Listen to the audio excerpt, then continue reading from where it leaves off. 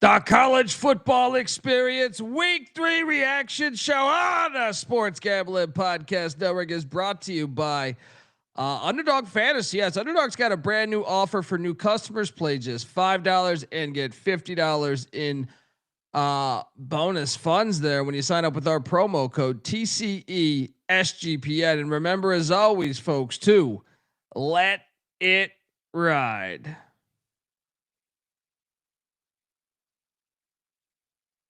Hey, what's up, you degenerate gamblers? This is Bill Burr, and you're listening to SGPN. Let it ride, baby.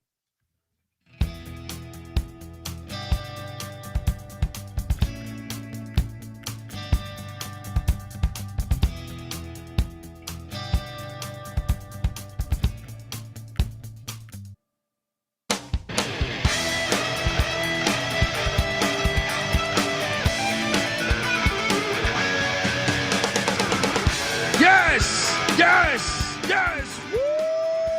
Welcome to the college football experience. Week 3 reaction show. You might have caught an episode we did last night. Shout out to the great Troy Tuning, where we were on and we got to just kind of drunkenly talk about a couple games. But we didn't really get into the meat of doing the reaction show. And there's also coaching news and a bunch of shit that I wanted to be here to talk about, to break down all the games for you, give you a better episode essentially as far as from a football standpoint. That one was fun last night, just bullshitting. But yeah, youtube.com/the college experience. Hit that like and subscribe button. Because look, this is big news today. Some firings that perhaps we could have seen coming from a while ago. So we will get to that in a second. But first, you're probably wondering who the hell you're listening to, and that's fair. My name is Colby Swinging Database Dan, aka Pick Dundee. That's not a pick. This is a pick. He was raised in the land down under, where a man thinks on his feet, speaks with his fists, and lives by his wits. When Dundee happened, he was a superstar. I'm probably drinking too much and celebrating too much and not sleeping. Would have killed a normal man, but no, that's gone. The medical advice I got from that was like being hit by lightning. Pretend it never happened and get on with your life. Woo! Yeah, Max AWOL, I think, in Morgantown. As one should be. Yeah, we got a lot to talk about. I mean, we got breaking news out the gate, and I feel like we'll just start with this. By the way, for the naysayers out there, I did have a pretty fire week. Well, a Saturday, I should say. Together was where's my record here? 23-13 ATS, betting 29 games, and or 26 or 36 games. But also hit plus 500 on the money line, and also had the points with New Mexico. As we'll start right there, because DeShaun Foster was fired earlier this morning. Tim Skipper is the interim head coach. He was the interim at Fresno State last year. It reminds me of I'm drawing a blank on the Utah coach. But anyway, Josh Eilert in college basketball, who had been interim at West Virginia, then Utah. New Mexico won 35-10 against UCLA. Plus 500 on the money line. Also took the points to just dominating performance by Jason Eck in New Mexico. And that was a big game for me on both sides. I have a lot of money on UCLA under 5.5 wins, and I have a lot of money on New Mexico over 4.5, I think it is, or 3.5. I got to double check. But two huge locks of mine. That game was big. 35-10 dominating performance. And when you look at this game, the stats, how about New Mexico running for 300 yards against you, and they only ran for 109. I'd say that you could start there as far as why that was such a dominating performance, but UCLA is 0-3. I personally think 0-12 is on the table. This is one, and if you go back and listen to our New Mexico preview or the UCLA preview, I said I think this is going to be a game. Like I think New Mexico's live. Back in the summer, I said that shit, and it's interesting naming Tim Skipper and not Tino Sinceri, the interim head coach. You would kind of think you would go Sinceri just to see what he's got. And now UCLA's in this spot where they're new to this conference. They don't really fit in. They're paying Cal $10 million a year. I don't know if people realize that they pay Cal $10 million every fucking year. Because of the realignment alimony there. But another thing that's interesting about this and the Virginia Tech news, we'll get to in a second, but by them firing their coaches after 3 games, players can redshirt and they have that 30-day transfer window opens essentially, I think tomorrow, right? So you might see these teams, like you might see Nico, you might see a bunch of other, no, they're not gonna be able to land anywhere until next year, but you preserve a year of money essentially getting paid. And I recently, I think I just saw Stu Mandel tweet out something on, UCLA is $200 million deficit over the past 6 years. They have no NIL money, complete fan apathy, and Big Ten competitors way more invested in football. Good luck to the next head coach. I have an idea. You're still in Los Angeles. If you've been on the campus there, I think I just don't panic at that. I would not panic at that. It's a simple solution. Run the fucking ball. Bring in a coach that can do that. Jeff Monken's one that interviewed at West Virginia. That here's the problem. It's not a sexy enough hire for them.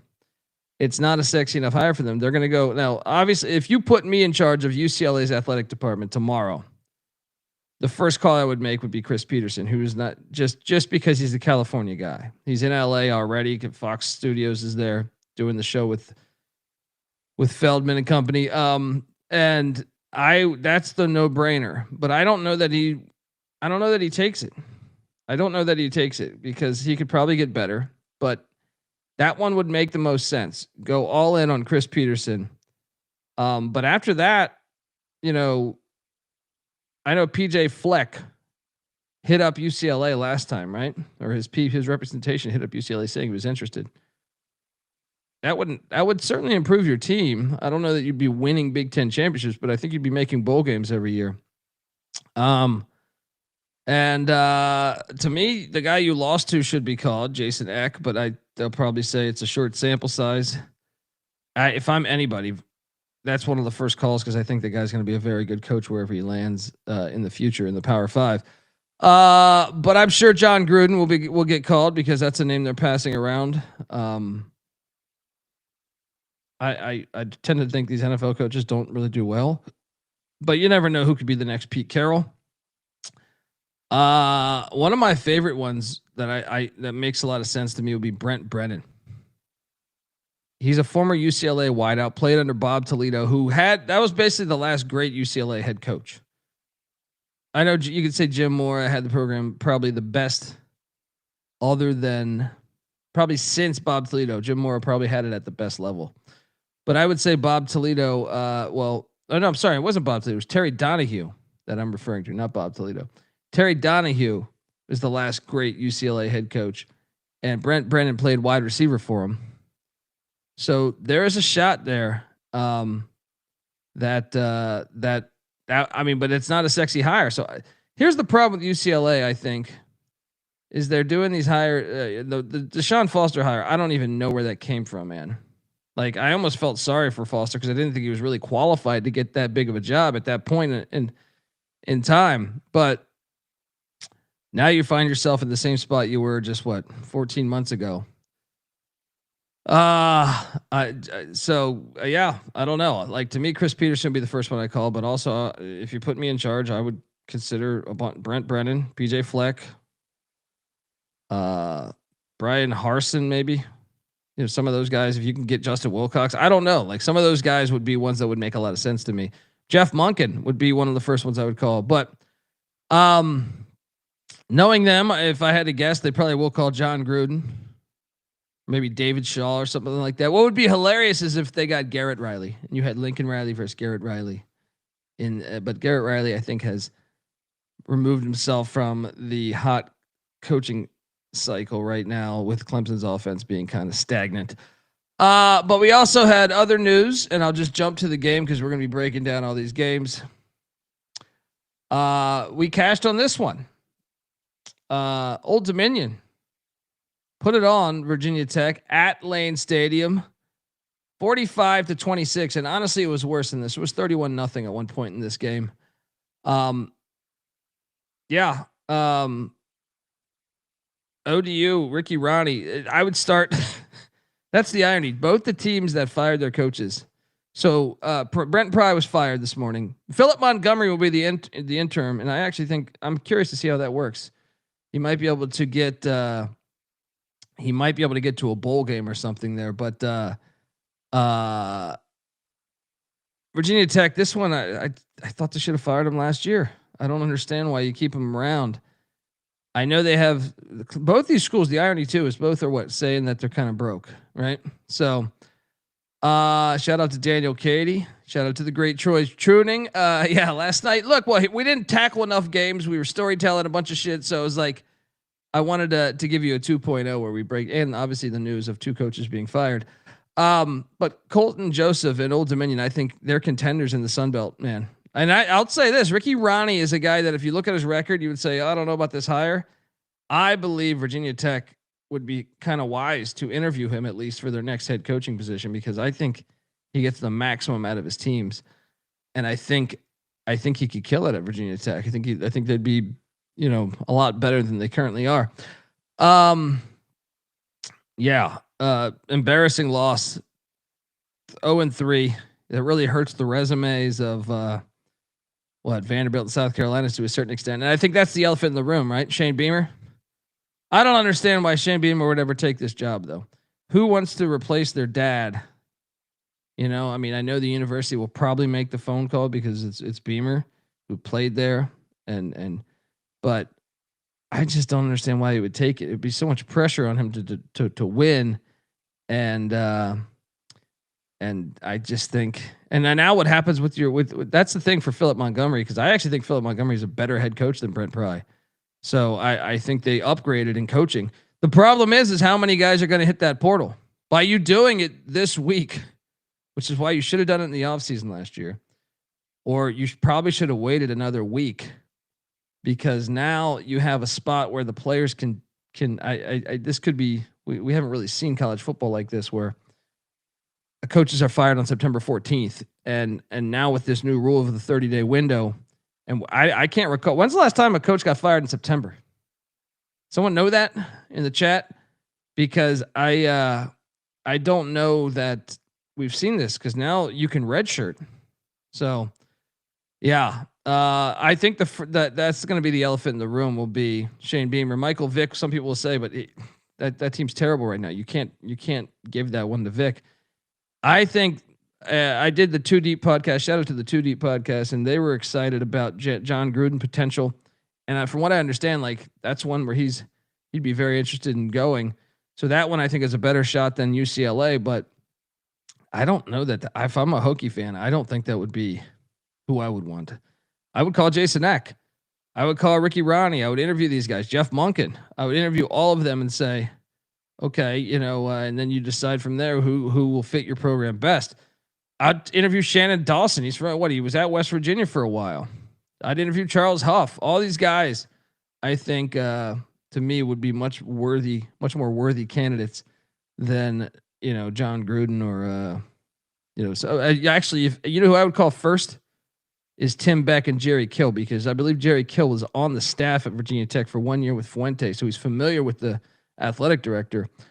That Tim Beck, the OC of Vanderbilt, and Jerry Kill would make the most sense. If you could bring both of them in to Virginia Tech, I think that would be the first thing I would try to do.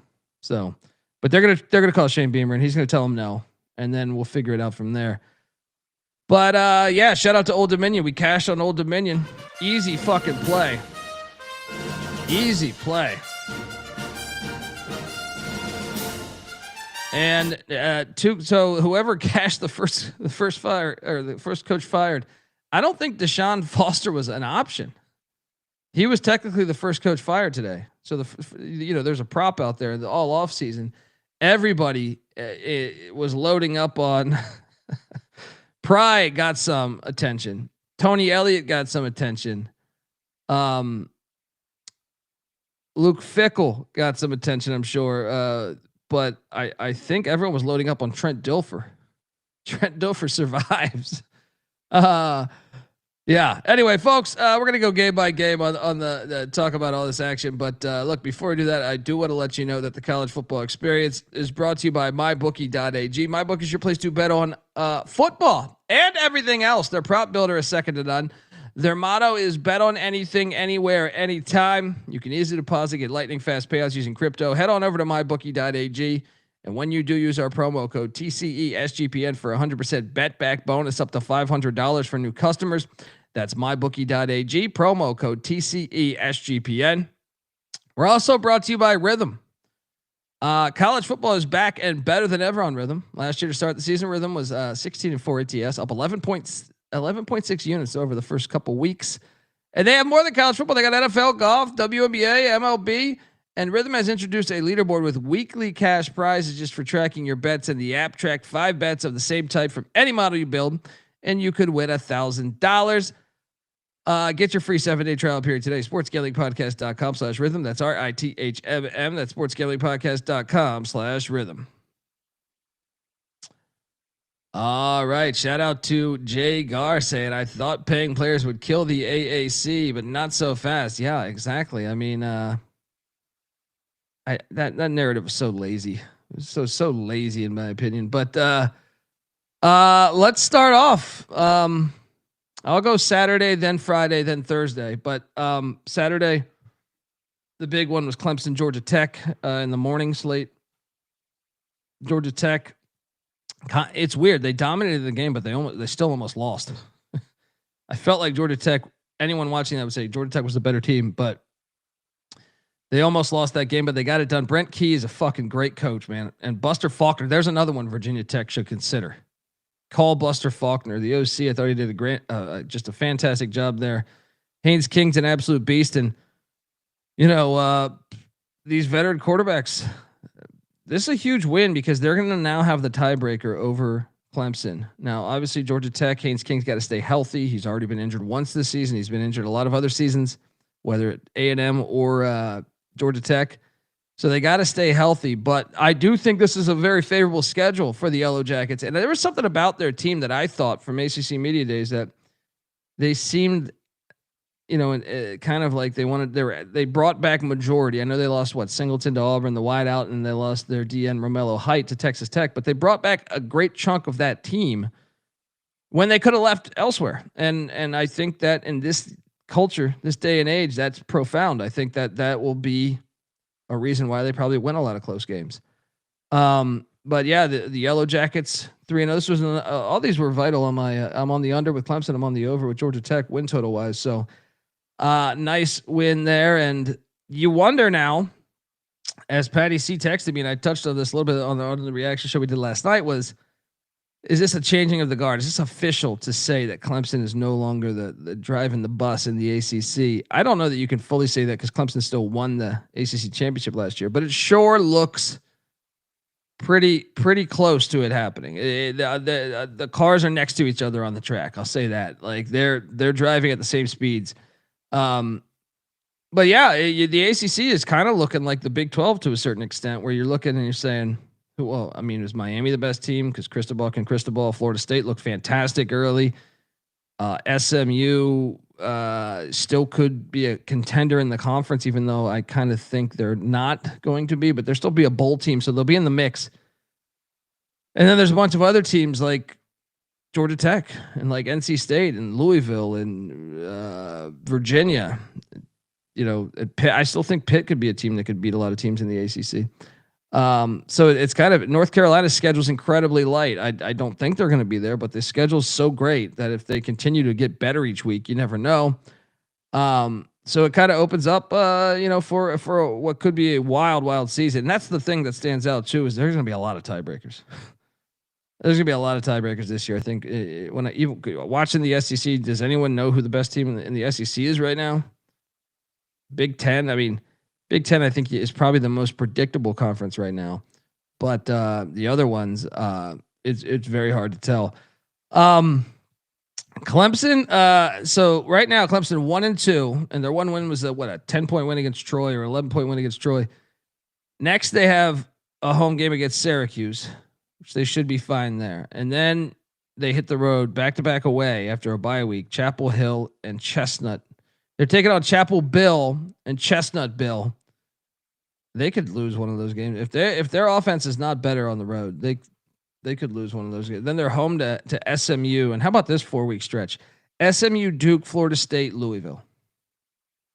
You tend to think they're going to lose another game there. And meanwhile, the Yellow Jackets, they got Temple this week, and then they're at Wake, home to Virginia Tech, at Duke, home Syracuse.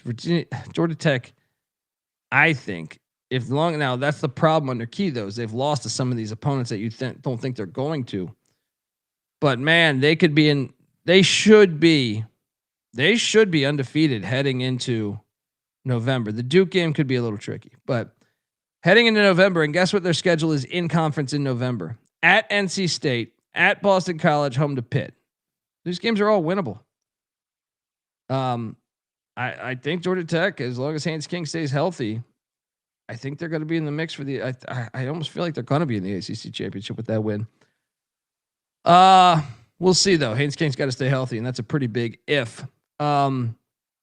Memphis, Troy. This was a double lock that was cashed by me and Mac. The AAC is looking really good. Memphis, you look at the AAC. Remember that's this gigantic gap between the group of 5 and the Power 4. It's going to be proven itself. No, it's not. Not at all, actually. South Florida, yes, they lost to Miami, but they beat Florida back-to-back away. That's a tough spot. Obviously, they beat Boise. You got Memphis, who will be hosting Arkansas this week, but Memphis is still looking good. Tulane's already beaten 2 Power 5s. Army's won at Kansas State. The AAC is looking pretty strong. North Texas, ECU, I think are contenders as well. UTSA, okay, probably not as good as I anticipated, but Navy, Army, the conference is up. It's better than I even think Temple, we'll get to them in a second, but I think Temple will still be a solid team in that conference. Yeah, but shout out to Memphis. We double locked that thing. And then Buffalo, Kent State. That was alarming because Kent State looked really good. And I have the under 1.5 wins. I think I'm going to eat shit on that, but the Buffalo Bulls got it done 31-28. That was a gut check game for Buffalo. And I'll say this, it looks a little more sketchy. Now it's just one game on the road, Dick Stadium, but a little more sketchy on the Buffalo to get to the MAC championship. But they answered the call when they were down. They rallied at the right time to get the win for Pete Lembo and company. Shout out to the Blue Bulls. Oklahoma and Temple was one that I lost money on, and it was a horrible bet, and I even had the best of the number. But Oklahoma looks incredibly good. I don't know why they were playing at Temple, but this is one where I ate a pile of shit. But Casey Keeler and company, they only had 110 yards of offense. I still think they're going to be okay moving forward, but Oklahoma looks really good. We'll see. It's tricky because that's not really a tough environment, but they look really good so far. Remember, Oklahoma's hosting Auburn next week. That's a very interesting game. Shout out to the Sooners though. They look really good. Nebraska, Houston Christian. That's a ridiculous game. Should have never happened. We should have bet Nebraska. We didn't. Michigan, Central Michigan. I give Mac and CJ credit. I was thinking about betting Central Michigan plus 28.5. Michigan looked great under the great Biff Poggi. Biff Poggi coaching next week as well as they head to Lincoln, Nebraska. Very excited to watch that game. We'll see if Underwood has learned anything on the road. Alabama, Wisconsin. I did cash here. 38-14. Shout out to Wisconsin. We had the real kick return for a touchdown there. Not that NFL bullshit, but yeah, Alabama looking like the team I kind of thought they were when I picked them to win the national championship. We'll see. Bama, what they got Georgia in what, 2 weeks? Is it at Georgia in 2 weeks? That game's going to be fascinating. So they look good. I mean, I don't think Wisconsin's a good football team, so I don't know what to deduce from that. But Ty Simpson has looked great against ULM and Wisconsin. I just don't think Wisconsin's a good football team. So I don't know. It's tricky. I would have Wisconsin as one of the worst Power Fives in college football right now, just because I don't think the offense moves the ball. They look terrible against Middle Tennessee. So I just don't think they're very good. But Fickle, I think, might get a pass. I think he might be back next year, even though I'm sure Jason Eck, as a former Wisconsin Badger offensive lineman, would be one they would, or at least you would think they would consider. I lost money on William and Mary plus 27.5, and I knew this was over early. Very, very early. Virginia's offense is fucking cooking. And to Patty C's point, Patty C had messaged me. They should have beat NC State week 2 if you really watched that game. Now, they threw an interception at the 3-yard line or in the end zone or whatever at the 3-yard line.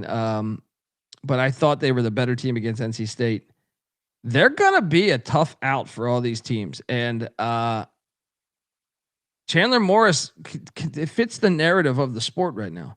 To me, the narrative of the sport is the veteran quarterbacks or teams that have had continuity. Both, I think, are things that they're separate, but there's many examples of why they look so good. The teams that have the continuity, I think, have looked pretty damn good so far. And then the teams with the veteran quarterbacks, short of maybe Iowa, where you're learning a new offense with Gronowski and Tim Lester's, but you look at some of the other experienced quarterbacks in college football. The first one that jumps to mind is, Diego Pavia. I think Vanderbilt looks like a top 10 team to me. I think he's a top 5 quarterback in college football right now. Yeah, look, we got Klubnik. I guess you could say Klubnik is a veteran, but Haynes King, Klubnik. I know Nussmeier. That's that 4. Some of the veteran quarterbacks, I'm drawing a blank. There's more because I was making a list the other day. Drew Aller, Penn State. I know they haven't played anybody with a pulse, so it's hard to get a true read on that one. But I would say veteran quarterback play seems to be the blueprint early on in the season, as well as continuity from a roster standpoint when most of these teams have like 20 bajillion transfers. So shout out to Damani. I know you're celebrating. GBO Farms. Yeah, I think Vanderbilt should be top 10. I mean, who else has 2 road wins? I know Virginia Tech's ass, but they went on the road twice to Power Fives that are, big time environments, and they won. And they've looked really good in doing so. So I think they should be in the top 10. But yeah, Virginia is one though. Chandler Morris is what, like a 10th year fucking quarterback. By the way, Josh Hoover, you could say, is another veteran quarterback. But Chandler Morris is a guy, if he could stay healthy, which has kind of always been the knock on him for his career in a way, would be that he gets injured a lot. But hell, man, I think that Virginia offense is gonna be a problem. I'm pulling up their schedule right now. What do they got? They got Stanford in Scott Stadium this week. Then the Friday night game home to Florida State. That game's gonna be huge. Remember, we hit on this in the preseason. Their schedule is incredibly kind too. They have to go to Louisville in October, but they could really have a good season, man. Like they could be like a 10-win team, a 9-win team or something, and be in the mix. Remember, that NC State loss was a non-conference game, so it does not matter on them for the ACC championship there, or getting to the ACC championship. So Virginia won. Very impressed by their offense this year, the whole year. So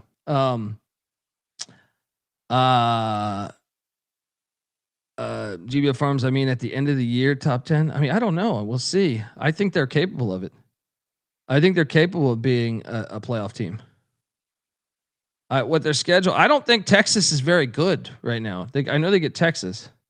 I think they have at Bama, and I think they have to go at LSU. They'll probably drop both those, but I think they'll be in around 8 or 9 wins when it's all said and done, and be in the mix for, in the SEC. 8 or 9 wins, you're knocking on the playoffs door. Mike Loxley and Maryland look great again. They're 3-0. They always destroy the non-con. What a fucking joke of a non-con. Florida Atlantic, Northern Illinois, and Towson. They didn't cover that game either. Baylor destroyed Samford. We covered, by the way. We bet Samford plus the points. Oregon got it done by 20 against Northwestern. What do you guys think about Oregon? I'm a little concerned with only 350 or something, 370 yards, something like that against Northwestern Lakeside there. That's the first team they've. I mean, I think Northwestern's better than Oklahoma State, unfortunately, but they still look good, winning by 20. So I guess you can't say that much bad shit about them. South Alabama, Auburn. Auburn won by 16. I came away a little bit. I have a little bit more questions on Auburn than I thought. I thought Auburn might have the potential of blowing them out by more. I know they have Oklahoma on deck. Maybe they didn't want guys to get injured, but I don't think South Alabama. To me, I came away a little bit impressed with South Alabama and the Sun Belt West there. Speaking of the Sun Belt West, Louisiana, they look terrible. And Missouri is off and rolling. Eli Drinkwitz continue to make a fool out of me, even though I did not bet this game. How about Ahmad Hardy? 250 yards on the ground, 11.5 yards a rush. Whew. Yeah, and shout out to Lunch Winfield, the quarterback of Louisiana there. Missouri is taking care of business. Toledo smashed Morgan State. Should have bet that. Picked it correctly. New Hampshire loses to Ball State. This was a fun game to watch. Watch this whole game back and forth. Ball State gets that first win. Shout out to Mike Yurmovich, first win of the season. New Hampshire, they're kicking themselves today because I think they were up a lot of this game and they dropped it. So, UConn Delaware. I lost money here. I laid was it 9? I think it was with UConn. Horrible bet by me, and I just everything about the game was inaccurate to what I envisioned. I thought like UConn, their defense has been good over the past year or two. So I thought, man, they're going to limit Delaware to probably, 10, 13, 7, something like that points wise. No, the over hit in like the first minute of the second quarter, by the way, 44-41. They win in overtime against UConn, and you got to, now this is great for my win total on Delaware over, but I also have UConn over. So it's not the start I envisioned. I thought they'd be 2-1 at this point, at least. But shout out to Delaware, Ryan Carty. Look, we knew that they were going to be good. They're going to be like, especially you want to talk. Now they're not eligible to play for the CUSA championship this year, them or Missouri State, which is just fucking stupid. But, I think they're a player in this conference. I really believe they're a player in this conference, especially with the way we've seen Liberty look. I think Delaware might be one of the better teams, potentially the best team in the conference. They play like that week in and week out. Shout out to the Blue Hens. That was a packed house. Fun game to watch too. GBO Farms. After watching Auburn, you're like, yeah, we'll see. The good thing is they got that Baylor game. Getting that Baylor game was huge, but you do worry about the next couple weeks going to Norman. Johnny Daniel saying Oregon's one of the most complete teams. So far, they have looked good, but if you were if I could play devil's advocate, Oklahoma State and Northwestern, I think if you were to rank the worst Power Fives in the country, they would be what, top 5, top 10? I think maybe top 5. So it's hard to really read into how good Oregon is. They look good though. You're right. They do look good. We cashed on Missouri State. Ryan Beard. We had 28.5 points. SMU wins 28-10 against Missouri State. 28 unanswered, though. Missouri State was up 10-0. And poor Max first half money line. Probably should have hit, but did not hit. SMU took a 14-10 lead with about 5 seconds left or 10 seconds left or something in the second quarter there, right before the half. USC 33, Purdue 17. Mac cashed on this. USC, what'd they do? 400 yards of offense. I think that or 460 yards of offense. They still look good. I mean, that was their problem last year was they were going on the road. Remember, they lost at Maryland. This was a nice win, considering that, okay, you'd probably like to beat Purdue by more, but so shout out to USC as they continue to look good. Who do they have next week? They have Michigan State, which did not look the greatest this weekend. Cashed on Texas Tech minus 20. Was it 21? I forget the fucking number, but I made money on it. Texas Tech 45, Oregon State 14. Easy play.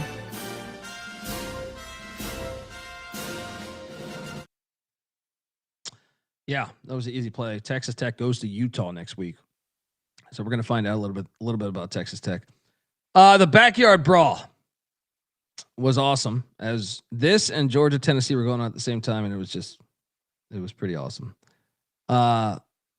Still don't know, like Pat Narduzzi. Shout out to Rich Rod. He was so happy after the game. You could see, and they outgained Pitt in an offense that I tend to think is a pretty good offense. If Holstein can get out of the way, that red zone interception, you have to be vomiting if you're a Pitt fan. But shout out to Rich Rod, man. This is a personal game to him. You know, obviously with the way things left the first time he was at Dub V. And how about limiting Pitt to 46 yards on the ground? Is that Pat Narduzzi coaching? What the fuck? Yeah. And look, I think Pitt is still a team that can give a lot of ACC teams trouble, but they got to get their shit together because they host Louisville in 2 weeks here, and I think that's a huge game. Now they've had Louisville's number, but shout out to I think the story there is that rivalry is incredible. It should be played the final week of the season, and those games, just the amount of momentum back and forth. Like West Virginia went up 14-3, Pitt swung back, and it looked like they were going to go for the kill shot and get them. And then West Virginia swung that momentum back. It's just a great game. They should play it every year, the final week of the season. Cashed on Rutgers minus the points against Norfolk State. They went 60-10. Mike Vick, got your work cut out for you, brother. That team's fucking terrible right now. Cincinnati won 70-0 against Northwestern State. We probably should have bet that. That and Nebraska, Houston Christian, we probably should have loaded up on. UTSA, I did bet this. They cashed. Me and Mac both bet this. Against Incarnate Word, laying the points. Battle of San Antonio. UTSA needed that. Villanova covering for the Bet Detective on the final play of the game. If you didn't catch that clip, fucking hilarious. Penn State 52, Villanova 6. They get that cover. Yeah. What are we doing here? Let's make sure that gets taken care of. Okay, hang on one second. Anyway, yeah, Penn State, Villanova. Penn State, who I don't know what the fuck. We will learn about them when they play Oregon in 2 weeks. One of the shockers of the day, I think. One of the shockers of the day is the way North Texas beat Washington State. I know Bet Detective and Mac battled here, and Bet Detective won, but man, I did not think 59-10 would be the outcome in Denton, Texas. I know the Apple Cup was on deck, which is another game that should be the final week of the season, but oh my God, 59-10. North Texas, the AAC, man, they're looking good. They're looking good. The conference is looking really good. When you add in, I think Rice is ahead of schedule. Temple's ahead of schedule with first-year coaches. Dominating performance. I feel sorry for Wazoo. And what? And then let's get to Georgia, Tennessee. This is GBO Farms. I know you're back in the chat. You should cover your ears there. But man, if you're a Tennessee fan, I think this was out of everybody in college football that played yesterday. This probably even more so than Notre Dame. This and Notre Dame, I think, are the ones you're sick to your stomach. Because Clemson, let's be honest, Georgia Tech was the better team. I don't know that you can actually say that Georgia was actually the better team than Tennessee. I don't know that you can actually say that A&M was the better team than Notre Dame, but they got wins. And that was painful. I think if you're a Vol fan, that one's going to haunt you for a while. And Georgia, remember, that's one of they only play 3 away games this year. They only play 3 away games, and that was one of them. Man, I have Georgia over, what is it, 10.5 wins. They didn't look that good to me, though. I'll tell you that. They look more questionable, specifically defensively, than I would have. But some of that credit to Josh Heupel and Joey Aguilar. I think Tennessee's better than what I thought they would be thus far into the season. Great game. High drama. I can't believe you missed the kick. I can't believe they got the false start. Like, gosh, Tennessee, you could taste the fucking win. You could taste the win. Ugh. I don't know. That one's tough. Michigan State, Youngstown State. Jonathan Smith goes to 3-0. And I'm on the over with them at 5.5 wins. But man, I understand Youngstown's a respectable FCS. They made them work for everything, man. This was a game. This was like 17-10 at halftime. I watched this game. I don't want to say like Michigan State didn't deserve to win the game. They were the better team, but I will say this. They definitely struggled for a long time in that game. Maybe that's just because they're playing an FCS and they're going out to USC next week. I'm fascinated by that game. I think it's one of the low-key better games, despite it being completely ridiculous. But shout out to Sparty for going 3-0. North Carolina, Richmond, Bill Belichick, Chapel Bill. This guy, let me tell you something. I have Richmond plus, I think it was 25 was the number I got, or 24.5, something like that. And it was what? It was 20-3 at the half, right? 20-3. Richmond is inside the 10-yard line at like the 3-minute mark in the third quarter, about to make this thing 20-10. And the final score ends up being, because shout out to Richmond, though, they kicked the field goal with 9 seconds left. But Chapel Bill ran it up with 3 touchdowns the final 15 or 16 minutes of the game. 41-6. Carolina gets that win. He wins his first home opener at Kenan Memorial Stadium. I'm sorry, that wasn't the home opener. First win at Kenan Memorial Stadium under that regime. Iowa State, Arkansas State. Iowa State 24, Arkansas State 16. This was a scary one for a second there. Iowa State with a key goal line stop. What is that game doing on the schedule? I appreciate it as a college football fan, but a lot of other top 20 teams don't do that after the Cyhawk game, or after your rival game, let alone the trip to fucking Dublin before that. Yeah, that was a gut check game, and I still think Iowa State's one of the better teams in the country right now. And once a veteran quarterback, Rocco Becht, my point, and continuity. I know they lost the wideouts, but a lot of continuity within that team, which is why I think Iowa State is a team that we should value. Texas 27, UTEP 10. I watched this whole game, and let me tell you, I don't think Texas is very good. I don't think they deserve a top 25 ranking right now. Arch Manning looked like absolute shit in this game. Like he looked like one of the worst quarterbacks in the Power 4.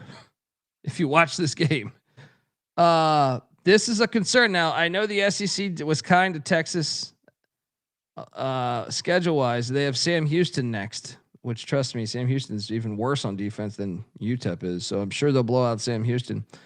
But October 4th at the Swamp, I tend to think they're going to lose that game.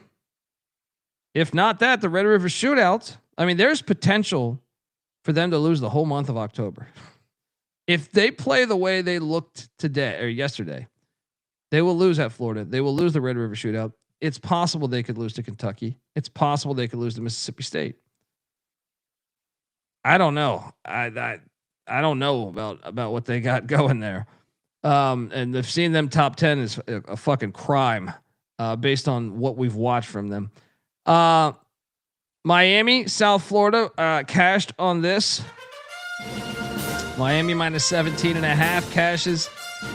Stupid fake lightning delay. Another fake lightning delay. Can we move the parameters back to 6 miles? And also, I was sent information by Stacking the Money Green that there was actually no lightning in the area. So they were just doing this because it was raining.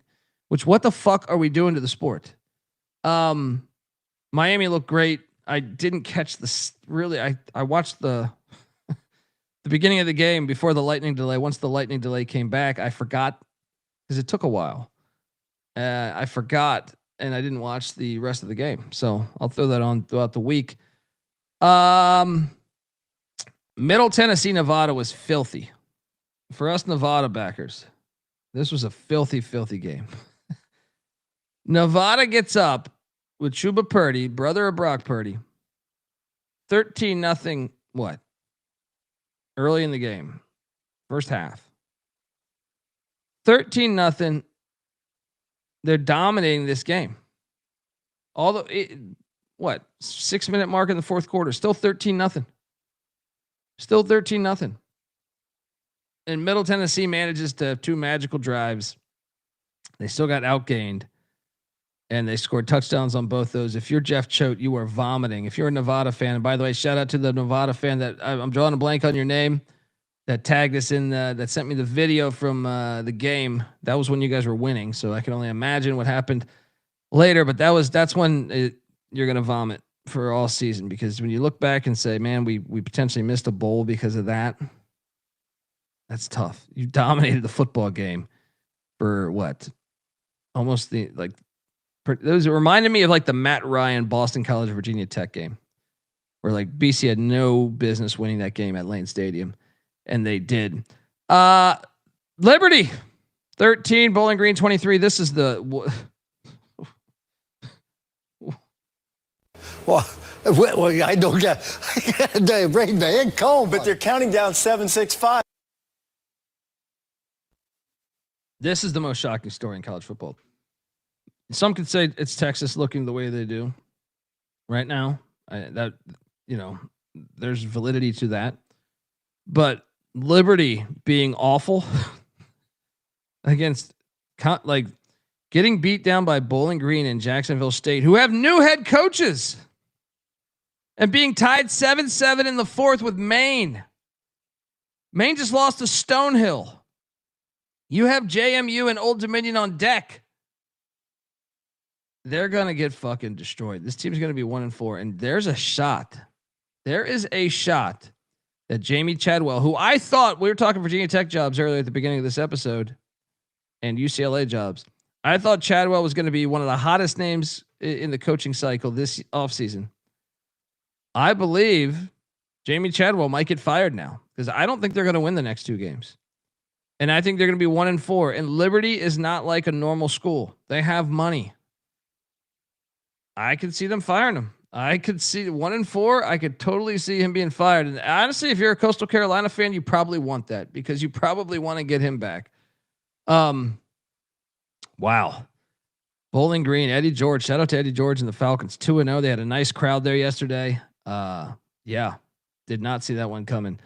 Lock battle win. So yeah, I ate shit on Middle Tennessee. I'm sorry, on Nevada and Liberty. But lock battle win on this next one as Florida International 38, FAU 28. I can't believe these idiots.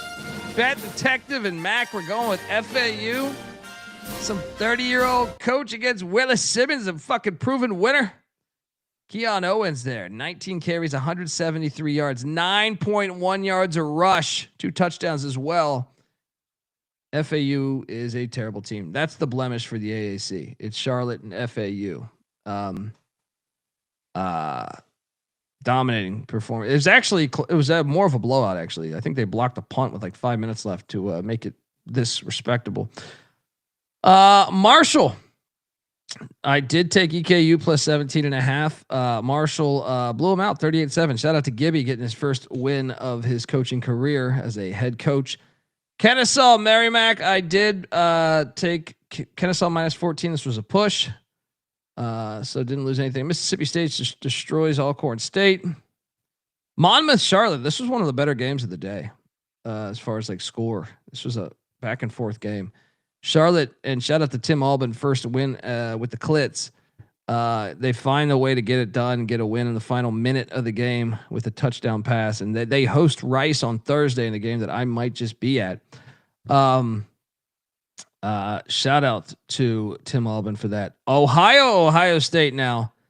They cooked the books a little bit on this one, scoring 3 touchdowns in the final, I don't know, like 16 minutes of the game or something. But this was, if anything, I came away more impressed with Ohio as far as to win the MAC. Watching Buffalo, watching Western Michigan look like shit, Central Michigan look like shit. I'm like, Ohio's going to be the MAC champions, I think, yet again. We'll see. The wacky MAC, you never know. But Ohio State, obviously they're Ohio State. They still won by 28 points or whatever. But I have my concerns. I have some concerns. Took a while to get that thing opened up. Yeah, and shout out. This was a block battle between Mac and CJ. Mac cashed there. This is where I got really hot to just destroy the rest of the night. Well, first, let me talk about these FCS games. Georgia State and Del McGee got a win against Murray. They did not cover. Rice also took down Prairie View. I believe they did not cover either. Look, I lost money on Western Michigan too, by the way. I took them plus, what was it? 24 or something like that. 27, was it? Something like 27, but either way, it lost. Illinois 38, Western Michigan 0. Very impressive by Brett Bielema and Lance Taylor. The seat is getting hot in Kalamazoo. It's one thing to lose these games that you're supposed to lose, but like the way you lose, not getting any fucking points. I didn't like the Walt Bell hire at OC, but shout out to the Illini. By the way, Western Michigan just 200 yards the whole fucking game. Illinois, Indiana is gonna be a banger next week. Yeah, this is where I heated up, though. This is where I took over the world, in my opinion, because I had Old Dominion cash right here, money line play, of course. Southern Miss money line against App State. Charles Huff. He's got a huff and puff and blow your fucking house down. Telling you, Southern Miss, Texas State does look good now, but Southern Miss, Texas State, maybe the third place team's probably South Bama in the Sun Belt West. But Southern Miss looks good. They're going to be in the mix. They're going to my ticket to them to win the Sun Belt is very much alive and well.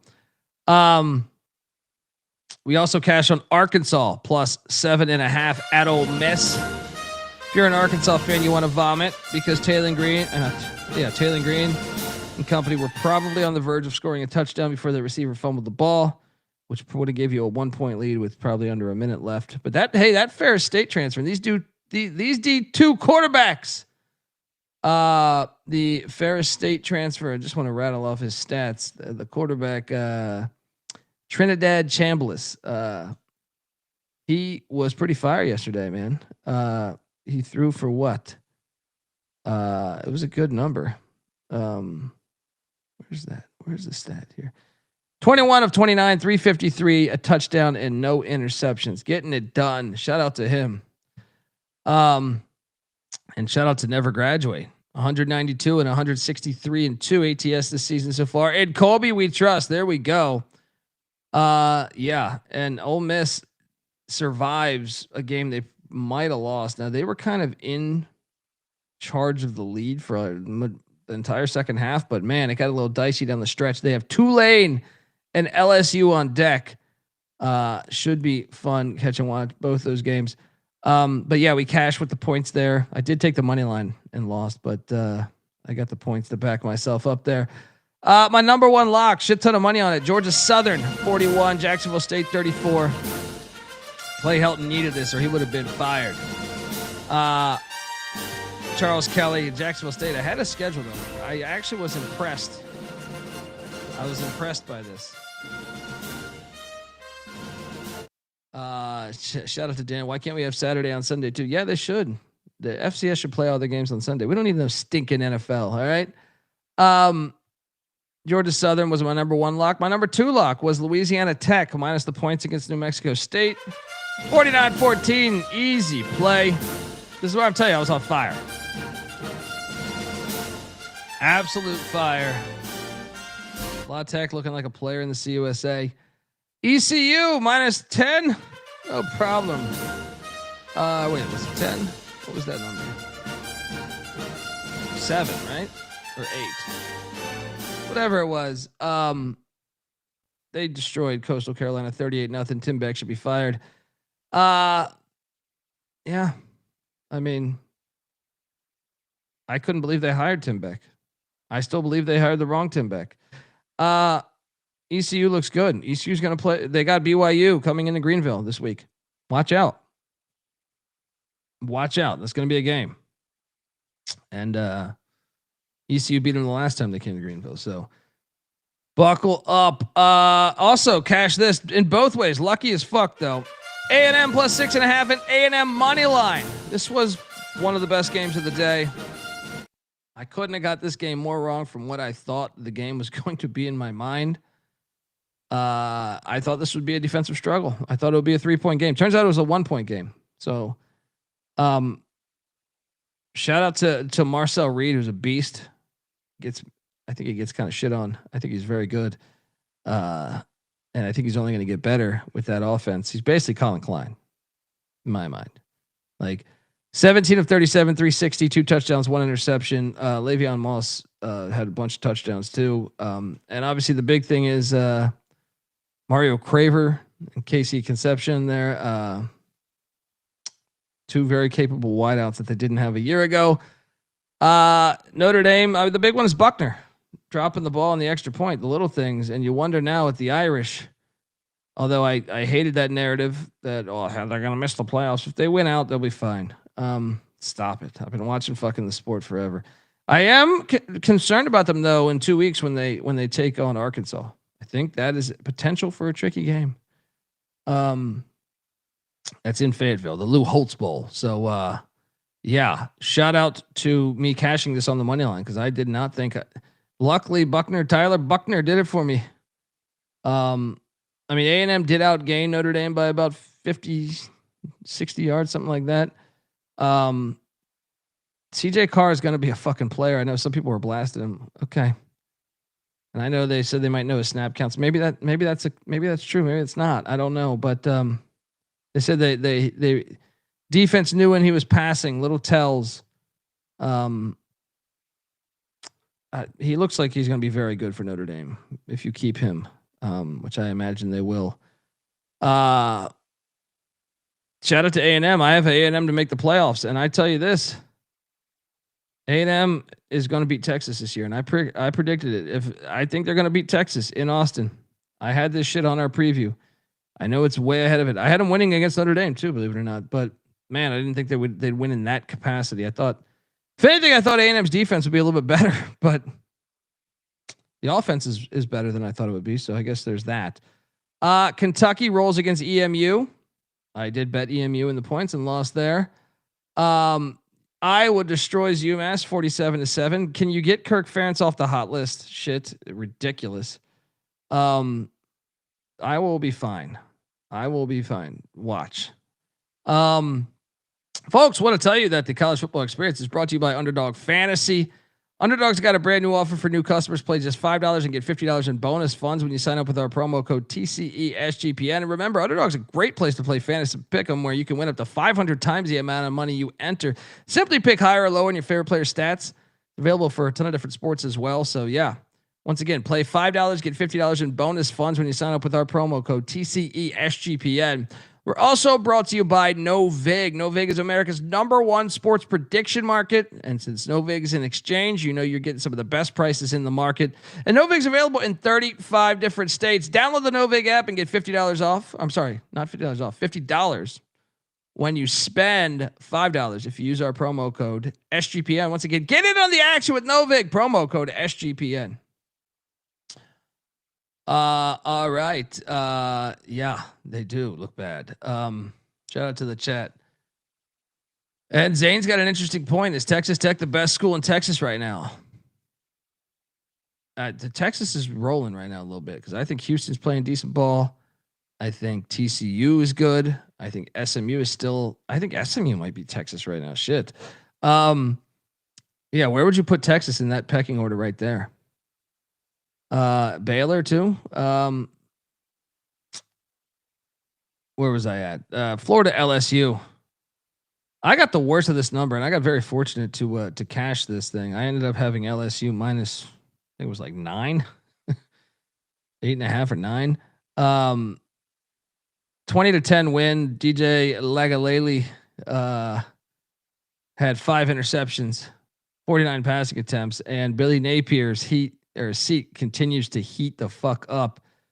And they head to Miami this week to take on the Canes team that looks pretty damn good. Shout out to Brian Kelly and his family. I still didn't come away super impressed with LSU, if that makes sense, though. But they have 2 good wins. But I would just say if not for their interceptions, I don't know that they would have won this game. I would say the offense. They only had 316 yards of offense. That's a little concerning. But hey, you got the win against a rival. Fuck yeah. Let's go. Yeah, shout out to LSU. I cashed on that. And then I cashed on this. Vanderbilt goes into Williams-Brice and pisses all over their fans. Is Diego pissing Pavia, and the Doors won 31-7. Yes, Lenore Sellers got knocked out of this game. By the way, between the Notre Dame game and the Vanderbilt game, these targeting calls were trash. Should have not been fucking targeting. Was not targeting by any means. Shane Beamer being a little bitch on the sidelines was fucking miserable to watch. Of acting like the world had ended. But yeah, look, Vanderbilt looks really good. Pavia was 18 of 25, 2 touchdowns and an interception, only 177 yards, but still playing at a really, really high level. I'm a big fan of Cedric Alexander. I feel like he has some pop. And I think this team is good. Like, I think this team is going to be a problem I'm looking at the schedule right now. I'm loading it up. But they're 3-0. That's one of my biggest bets of the season was over 4.5 wins. They have, don't they have what Utah? No, Georgia State and Utah State next in. They should be 5-0, but don't sleep on Bronco Mendenhall and Utah State. I think Utah State's improving every week, but they should be 5-0 heading into Alabama on October 4th. Obviously they beat Alabama a year ago. I would expect them to lose that game, but then after that, they're home to LSU. They're home to Missouri. Those are winnable games, in my opinion. Those are winnable games. Probably would you have to favor LSU, but I still think that's a winnable game, especially with how stagnant the offense looked this past Saturday. But man, what a great story! What a great story! Because Clark Lee continues to turn Vanderbilt, turn around the narrative with these Vanderbilt Commodores. We cashed there. I ate shit here as Tulsa was up 14-0 and I was getting 14.5 points. But Navy gut check game. Brian Newberry. Man, down 14-0 for the triple option. They didn't panic. They did not panic. Credit to them. Horvath, 6 of 10 for 94 yards. Of course, 2 interceptions, and that's kind of what got them in that hole. But another thing is I came away from that despite Tulsa not covering. I do think Tulsa is going to be a hard out this year. That's what I'm saying. Like, I think the floor of the AAC is better than it was a year ago. Nice gut check win for Navy though. Abilene Christian covered against TCU. Picked that correctly. Just didn't bet it. UAB and Trent Dilfer takes down Akron 31-28. And this is easily shout out to the real kickoff, but we had a great kick return to start the game. Yeah, these teams are both terrible. I think I think they look worse than Kent State personally. I think Akron and UAB look worse than Kent State. I lost money here. Duke loses to Tulane by 7. And if there's a team that I am off on this preseason that I feel like Okay, Liberty would be the first one, but I think Duke would be up there for. I thought they would be much, much better defensively. Mensa is not the problem. He was, he threw for 313 yards, 3 touchdowns and an interception, but I'm surprised at how bad the defense is. They gave up over 400 yards to Tulane. I thought that was the anchor of their team. I really thought, man, they were bringing back Wesley Williams. They're bringing back Chandler Rivers. I know they haven't got their safety Terry Moore back. He's still injured from the bowl game against Ole Miss, and he's a player that I think can play in the NFL. But I thought the defense would be the real thing that made Duke nasty this year. I don't know. I'm kind of out on them right now. Shout out to Tulane. They're way better than I thought too. I took the under on Tulane wins. I don't know if that's going to happen. Maybe because the AAC is up, is still a threat to happen, but they look pretty fucking good. 3-0 against 2 Power 5s and the South Alabama team that I think will be a bowl team. So shout out to the Green Wave. Worst beat of the day, Utah, Wyoming. I had Wyoming plus 24 points. And let me tell you, this game was 3-0 for what, 40 minutes. Then Utah got it to 10-0, but you're still thinking, okay, there's no way we're going to lose on this. Oh my God. This beat. Why are you doing this? Why did you try to score on that final drive? You were up 24-6. You could kneel the ball and the game's over. Instead, they score and a horrible beat for Utah as they went 31-6. Of course, Wyoming, did not get the 2-point conversion. Just terrible.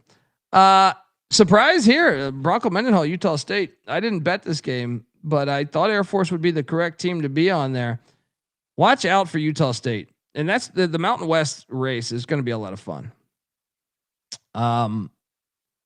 Bronco Mendenhall is such a good coach that he had the pig farmer go. He threw for 287 in the air, which is on pig farmer like. But also the pig farmer did rush for another 50 or something. They're going to be a player week in, week out. New Mexico, Utah State, Air Force, they're going to be tough outs for everybody in this conference. Nice win for Mendenhall. Fresno State destroyed Southern. That's another one. Matt N says Fresno State looking great. It's just Southern. We cashed on the California Golden Bears. Justin Wilcox and company. 27-14 win against the Gophers. JKS killed it at the quarterback spot again. Going for 279, 3 touchdowns, 0 interceptions. This guy is a stud.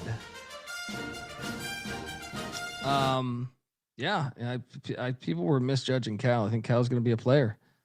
You look at Cal's schedule right now. They're at San Diego State next week. They're at Boston College. Don't get me wrong. It's still Cal. You could lose the Boston College going across the United States, but Duke in Berkeley, North Carolina in Berkeley, at Virginia Tech, Virginia in Berkeley, at Louisville, at Stanford, SMU in Berkeley. All these games, at Louisville is the only one that I'm like, okay, they should definitely lose that game. Every other game is winnable to me. They're an interesting team to watch, man. Great coaching staff. I really like, that's why I took the over and bet the over on them, is getting Rolovich, getting Harsin with Justin Wilcox.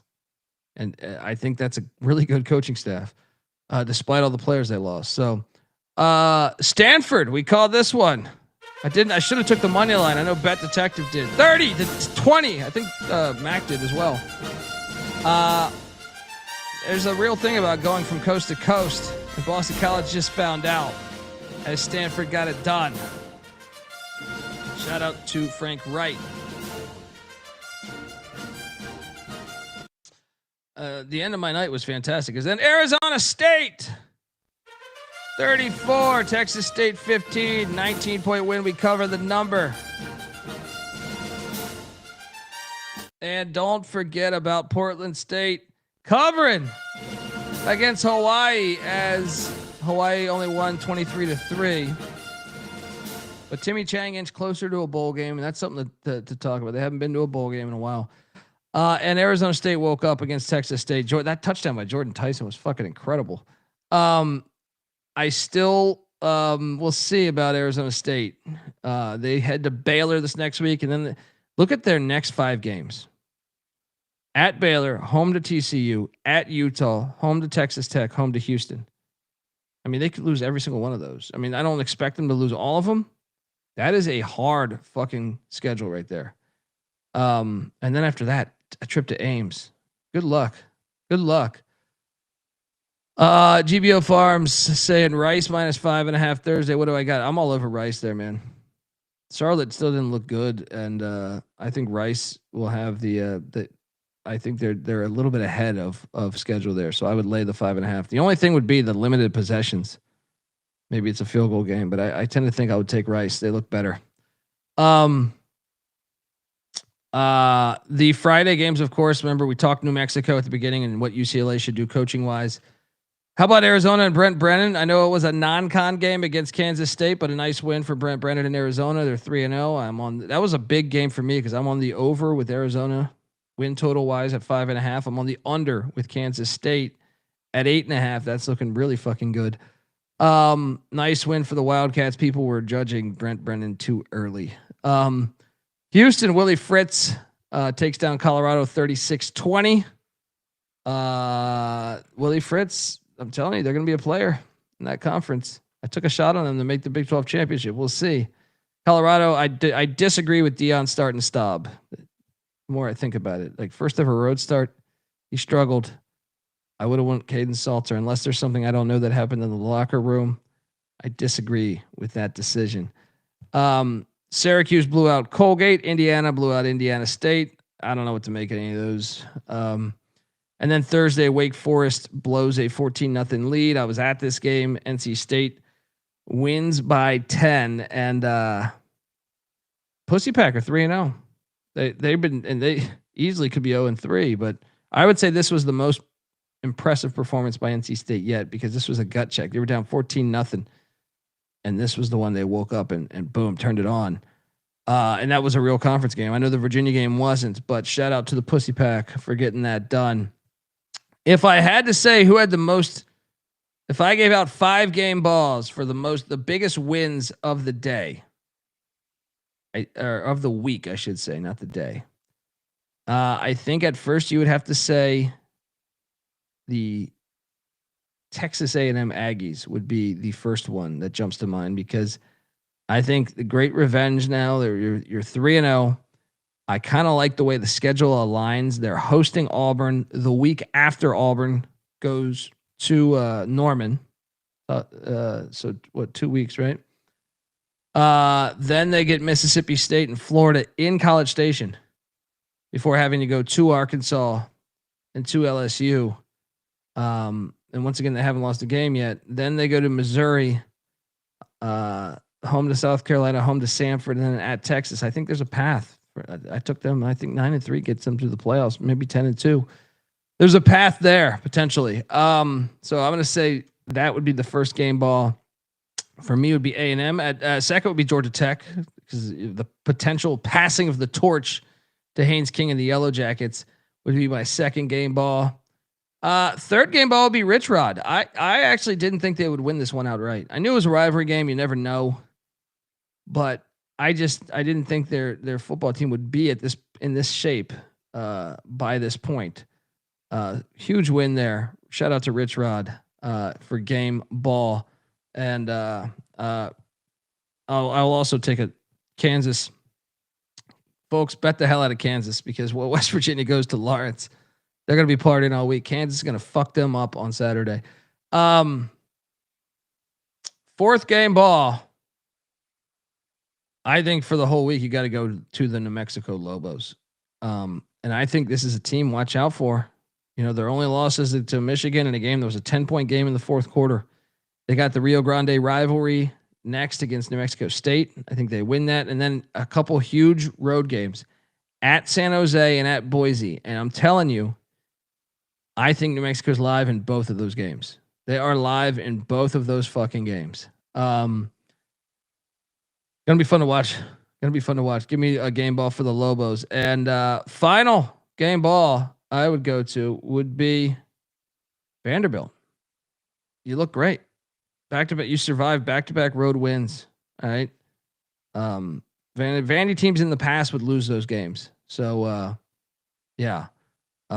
Diego Pissing Pavia continues the magic.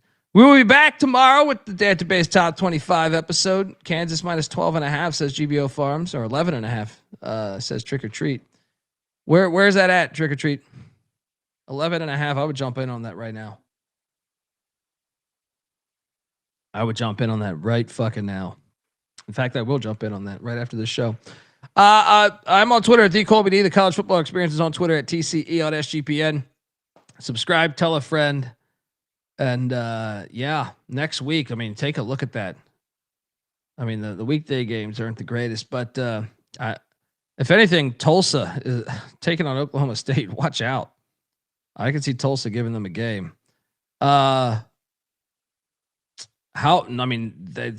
Next week's slate looks pretty fire. North Texas Army and West Point, intriguing. Texas Tech, Utah, Arkansas at Memphis. You get the final battle of the Iron Skillet between SMU and TCU. Maryland, Wisconsin, in the which coach gets fired first bowl. UNLV heading to Miami, Ohio. Slightly intriguing. UNLV only 3.5 point favorites right now. Syracuse, Clemson. I guess Syracuse historically has given Clemson a hard time, so maybe that game could be tricky. You got the Civil War. That game should be terrible. They should play the final game of the year. Purdue, Notre Dame. I guess that could be tricky. North Carolina, UCF. Why is that game hilarious? That game could be funny. JMU, Liberty. I thought that was like one of the best games of the week. It's looking like JMU might just fuck them up now. Auburn, Oklahoma is going to be awesome. Michigan, Nebraska, cool. Good game. We'll see if Nebraska can handle that one. They should, I think. Tulane, Ole Miss has some slight intrigue to it. NC State, Duke, rivalry game. Temple, Georgia Tech. See, this is what you better watch out for, Brent Key. You party all week. You storm the field. Watch out for those Owls. That's historically, that would be the game that they would lose or something like that. Delaware at FIU is intriguing. WVU, Kansas. I think that they load up. South Carolina is at Mizzou. Kind of like Mizzou there. BYU, ECU is fun. Boise at Air Force, fun. The Apple Cup, I don't know. It's I'd hate the fact we have Civil War and Apple Cup week fucking 3. Florida at Miami, obviously one of the biggest games on the slate. Arizona State, Baylor, fun. Illinois, Indiana. That's a great game. Wyoming at Colorado. That could be interesting. Michigan State, USC. I think that's one that could be a game. We'll see. Folks, till next time, we'll have you covered on Wednesday. We'll have our pick show. Thursday, our FCS show. This Friday, we're going to do a DFS show, me and the great Rob Donaldson. So hit us up. And yeah.